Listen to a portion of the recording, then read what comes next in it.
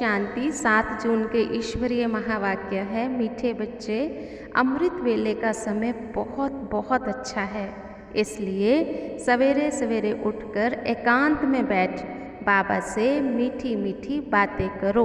प्रश्न है, कौन सी नॉलेज निरंतर योगी बनने में बहुत मदद करती है? जवाब है ड्रामा की। जो कुछ बीता ड्रामा की भावी, ज़रा भी स्थिति हलचल में ना आए, भल कैसी भी परिस्थिति हो, अर्थक्वेक आ जाए, धंधे में घाटा पड़ जाए, लेकिन ज़रा भी संशय पैदा ना हो, इसको कहते हैं महावीर। अगर ड्रामा की यथार्थ नॉलेज नहीं तो आंसू बहाते रहेंगे। निरंतर योगी बनने में ड्रामा की नॉलेज बहुत मदद करती है। गीत है ओम नमो शिवाय। मेन पॉइंट्स हैं, बाबा ने विशेष आज की मुरली में कहा कि ड्रामा पर पक्के खड़े रहना है। यहाँ तो कुछ कुछ होता ही रहता है, एक्सीडेंट आदि में कितने ढेर के ढेर होते हैं, कौन किसकी रक्षा करते हैं क्या? ये ड्रामा में नूंद है, ऐसे ही ड्रामा का पार्ट है।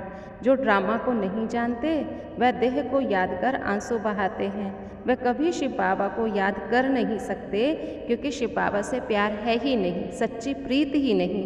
बाबा के साथ पूरी प्रीत होनी चाहिए। शिव बाबा के साथ बुद्धि योग है तो तुम कल्प कल्प विजयी बनते हो। देवताओं की बाप के साथ प्रीत बुद्धि थी, ऐसे नहीं कहेंगे। बाबा कहते तुम्हारी ही प्रीत बुद्धि है और तुमने ही देवपद पाया है। बाबा ने ये भी कहा कि और संग तोड़ मुझ एक के साथ बुद्धि योग जोड़ लो। बाबा सर्जन है, सर्जन बन। बाबा हमारे सब रोग ठीक करता है, इसलिए बाबा कहते बच्चे बाबा के साथ कितनी प्रीत है ये अपने आप से पूछो। बाकी बाबा ने कहा 12 बजे तक तपस्या करने का कोई फ़ायदा नहीं, गंदा वातावरण होता है, विकारी वातावरण होता है, वायुमंडल खराब होता है, तो 1 बजे तक छोड़ देना चाहिए। 1 के बाद वायुमंडल अच्छा रहता है। बाप कहते अपना तो है ही सहज राजयोग, भल आराम से बैठो। बाबा अनुभव भी सुनाते हैं, कैसे कैसे बाबा से बातें करता हूँ, कैसा बाबा है, वंडरफुल बाबा है। ये ड्रामा भी वंडरफुल है।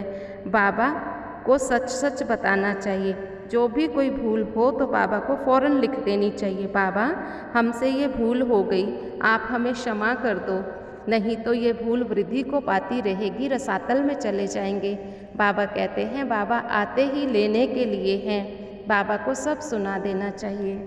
बाबा ने कहा घर गृहस्थ में रहते हुए कमल फूल समान पवित्र बनो, कोई भी पतित काम नहीं करो, बस पहली बात है काम की।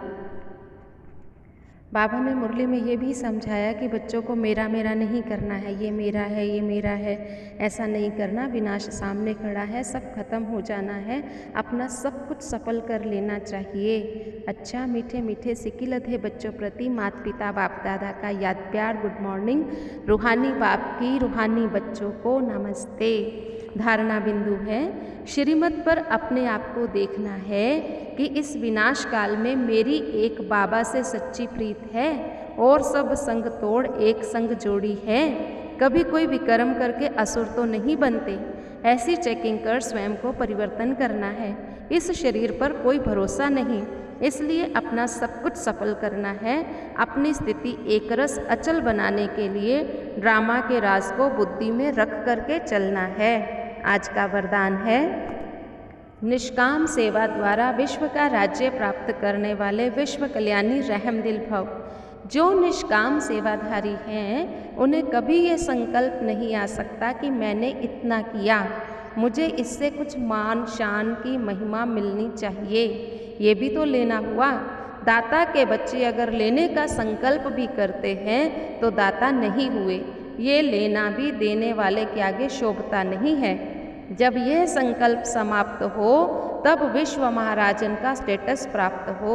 ऐसा निष्काम सेवाधारी बेहद का वैरागी ही विश्व कल्याणी रहमदिल बनता है। आज का स्लोगन है, अपनी गलती दूसरे पर लगाना यह भी पर चिंतन है। स्वमान रहेगा, मैं रहमदिल निष्काम भाव वाली आत्मा हूँ, मुझे स्वयं का और विश्व का कल्याण करना है, इसलिए निष्काम सेवा करनी है, मान शान का त्याग कर देना है। तो याद रखेंगे, मैं निष्काम सेवाधारी रहमदिल आत्मा हूँ। ओम शांति।